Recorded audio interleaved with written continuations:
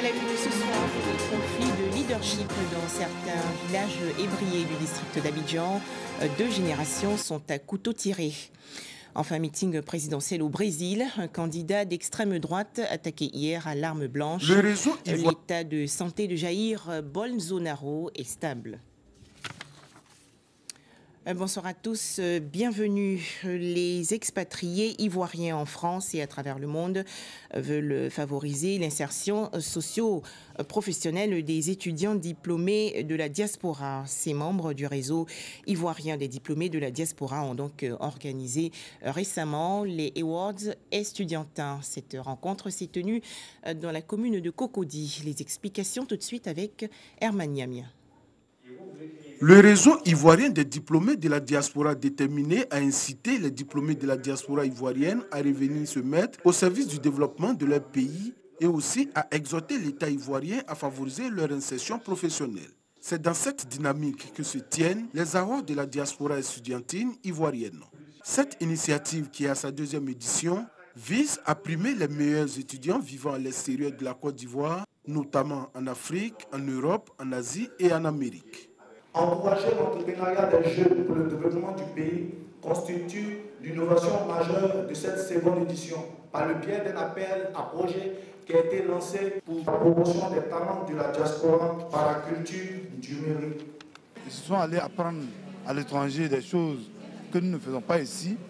Donc ils doivent revenir partager leur expérience, leur savoir-faire avec leurs concitoyens, avec tous les Ivoiriens. Donc créer des entreprises, rentrer dans le secteur public au besoin pour servir la nation ivoirienne. Pour cette 2e édition, le choix s'est porté sur les étudiants ivoiriens résidant au Maroc et en France. Au cours de cette cérémonie, 6 diplômés de la diaspora ont été primés sur présentation de leur projet. Le projet Maroc Études for Africa, pour les étudiants qui souhaitent aller étudier au Maroc, s'inscrit pleinement, non seulement dans la vision du gouvernement, donc de l'État de Côte d'Ivoire, de pouvoir faire former des jeunes de qualité, mais également de les faire revenir pour qu'ils apportent au pays leurs compétences. Un panel et une table ronde de réflexion sur plusieurs thématiques en rapport avec la situation des diplômés de la diaspora a été initié par les organisateurs de cette 2e édition et ce, en présence du directeur général des Ivoiriens de l'extérieur, Isiaka Konaté. Je vous l'annonçais dans les titres, dans le district d'Abidjan, la plupart des villages ébriés font face à des conflits de chefferie. 2 générations, notamment les Dougbor et les Tchagba, se disputent le leadership. La raison, la génération Tchagba, qui devrait être à la tête des villages en 2018, a été sommée d'attendre 2021. Les explications de Guillaume Zéré et Herman Niamia.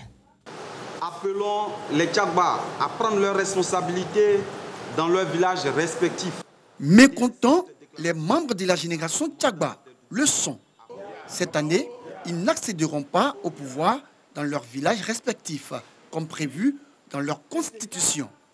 Alors, devant la presse nationale, ils ne sont pas passés par 4 chemins pour dénoncer ce qu'ils considèrent comme une cabale. Nous avons essayé de remettre certaines choses en ordre. Parce que les Tchagba que nous sommes, la cheville ouvrière du développement des villages Atchan, nous avons été conviés par le gouverneur et les élus Atchan. Il est ressorti qu'on devait aller réfléchir après leurs propositions. Alors, à notre grande surprise, le gouverneur nous a pris de court et allait déposer le compte rendu de ce qui a été fait. Nous avons décidé de réagir rapidement avant l'Assemblée générale des Tchagba et dire non à cette façon de faire. Les auteurs, selon eux, sont le gouverneur du district d'Abidjan et des membres de la génération Doubo, au pouvoir dans les 60 villages ébriés. Des mises en cause que nous décidons de joindre. En premier, le gouverneur. Absent, c'est son chef de cabinet qui nous reçoit. Dans nos villages, il y a beaucoup de crises. Des crises qui commencent même à être inquiétantes parce qu'il y a la violence qui est mêlée. Les doyens d'âge ont pris conscience que s'ils ne réagissent pas, nous allons assister à vraiment des choses qu'on n'a pas l'habitude de voir dans nos villages. Et ils ont décidé de voir avec tout le monde pour essayer de mettre de l'ordre dans la façon d'accéder au pouvoir. Donc, on leur a fait des propositions sur 7 points. Le premier point, c'est que effectivement les Doubo ont accepté de céder le pouvoir en 2020. Et eux, tous les Tchagba viennent au pouvoir en 2021. Accusés de tentatives de confiscation du pouvoir au mépris des textes qu'ils ont eux-mêmes élaborés, les membres de la génération Doubo se défendent par la voix de leur chef suprême. Nous, en tant que Doubo, nous sommes accusés d'avoir décidé de régner pour 15 ans et que nous ne tenons pas promesse. Mais si nous voulons appliquer cette décision, il y en a qui vont laisser le pouvoir dans 5, 6, voire 7 ans. Dans ce cas-là, les Tchagba devront attendre dans ces villages. Nous disons, dans l'intérêt de la communauté, il faut que nous cédions le pouvoir en 2020. De sorte que, en 2020, les Tchagba arrivent au pouvoir dans la paix et dans la quiétude. Autant d'explications qui montrent bien que les problèmes constatés ces derniers temps dans les villages Achan est à prendre au sérieux. Une situation qui a déjà provoqué des troubles, notamment dans le village de Blokos. L'ancien chef de Blokos qui a été démis va voir CCDO. Il vient un contingent de CCDO, de force pour venir, et des Louba pour venir démettre l'ancien chef, la chefferie de Tchagba étant au pouvoir depuis près d'1 an à Blokos, où il y a la tranquillité et la vie est paisible. Il envoie une équipe de Louba et de CCDO pour venir brutaliser cette chefferie. À nos frères de Blokos, s'ils ont un problème particulier, qu'ils aient respectueusement l'aimabilité de venir voir le gouverneur qui est attentif à tous les problèmes de nos villages pour lui soumettre afin qu'on puisse.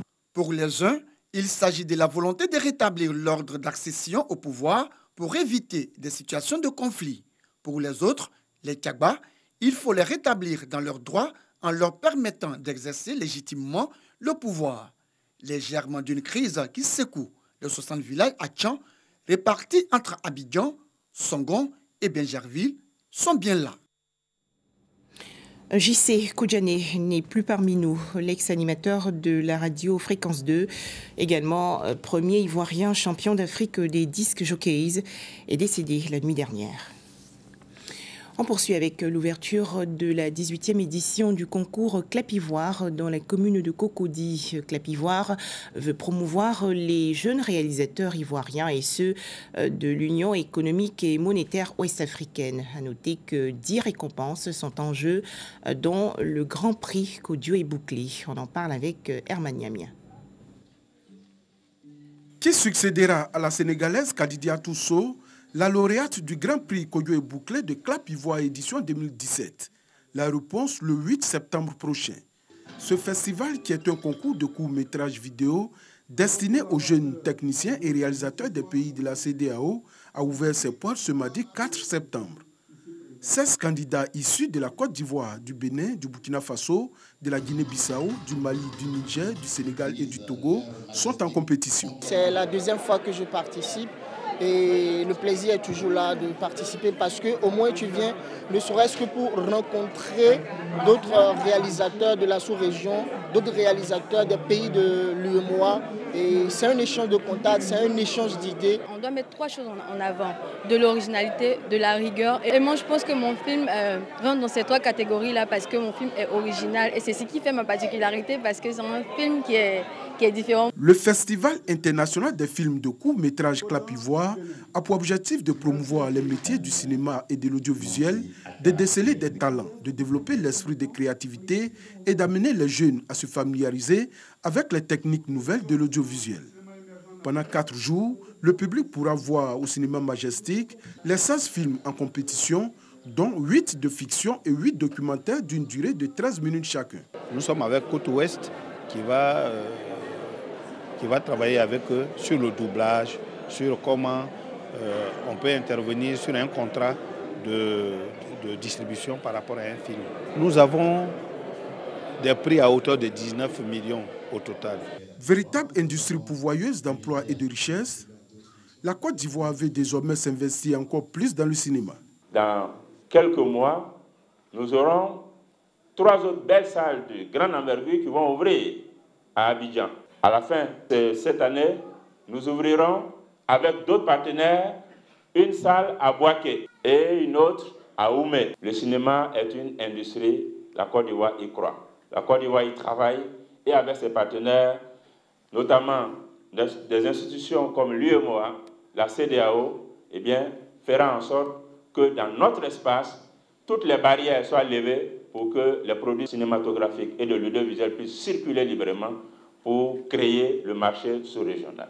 Avec le soutien du gouvernement ivoirien et de ses partenaires, CLAP Ivoire se positionne au fil des années comme la pépinière du cinéma africain et un événement phare de l'intégration des jeunes de la sous-région à travers la pratique de l'art de l'image et du son. Football, top départ aujourd'hui du championnat national de Ligue 1. L'Union sportive des clubs de Bassam était aux prises avec l'Africa Sport d'Abidjan. Les Bassamois se sont imposés par 2-0. La rencontre s'est tenue au stade Robert Champroux de Marcory. L'Africa Sport d'Abidjan est vite rentré dans le match face à l'Union sportive des clubs de Bassam. Bien lancé, Bassam s'est offert des occasions aux 16, 27 et 30e minutes de jeu. Cependant, aucun but n'a été enregistré. En seconde période, Bassam revient plus déterminé. À la 60e minute, sur un corner, Konan Romaric ouvre le score. Il est imité par Kone Abdoulaye qui corse l'addition toujours pour les Bassamois à la 70e minute sur un tir en profondeur. L'Africa s'incline sur le score de 2-0 devant l'USC Bassam pour cette première affiche de la Ligue 1. Voilà les précisions de Aude Alegbe du service sport.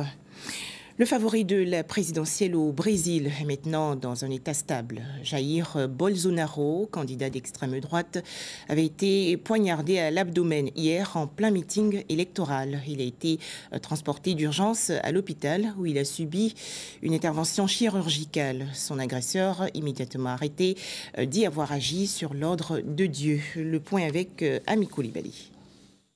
Le député d'extrême droite, Jair Bolsonaro, a reçu un coup de couteau en pleine rue à Ruif de Fora, dans le sud-est du Brésil. Grièvement blessé à l'abdomen, il a été opéré avec succès dans cette ville où il faisait campagne. La durée de l'hospitalisation est imprécise. Il peut rester entre 1 semaine et 10 jours, et puis ensuite il y aura la période de récupération. L'agresseur a été interpellé. Il s'agirait d'un ancien militant d'un parti de gauche qui dit avoir accompli une mission de Dieu. À gauche comme à droite, l'attaque a été unanimement condamnée. C'est intolérable que dans un État démocratique, il ne soit pas possible de faire une campagne électorale tranquille. Il faut que cela serve d'exemple à ceux qui font campagne aujourd'hui, pour qu'ils comprennent que la tolérance découle de la démocratie, de l'état de droit. Et il n'y a pas d'état de droit s'il y a intolérance. Jair Bolsonaro était crédité de 22% des intentions de vote au premier tour de l'élection présidentielle après un sondage. Les dommages politiques de l'attaque subie par le candidat sont incalculables et selon les analystes, le coup de couteau pourrait radicaliser les militants de celui qui est affilié au Parti social-libéral, réputé pour son discours acerbe envers les femmes et son soutien à la dictature militaire. Des militants qui ont fait de la gauche leur bête noire.